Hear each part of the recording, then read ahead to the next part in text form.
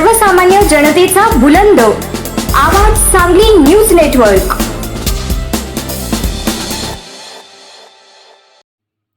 दिनांक 10 मार्च रोजी Bethel film production Miraj यांच्या वतीनं मराठी चित्रपट या चित्रपटाचं ऑडिशन घेण्यात आले।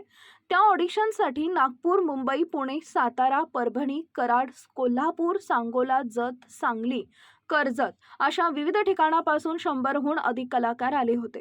त्यामधून भरपूर कलाकारांची निवड करण्यात आली। कार्यक्रमास प्रमुख पाहुणे म्हणून मळणगावचे ज्येष्ठ कवी उत्तम सोनवणे हे लाभले होते। त्यांच्या हस्ते कार्यक्रमाचे उद्घाटन करण्यात आले।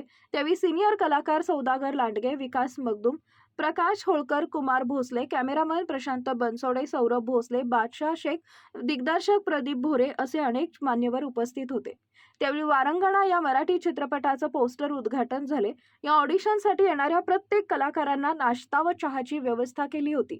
हा कार्यक्रम सकाळी 10 ते संध्याकाळी 5 या वाजेपर्यंत कार्यक्रम पार पडला।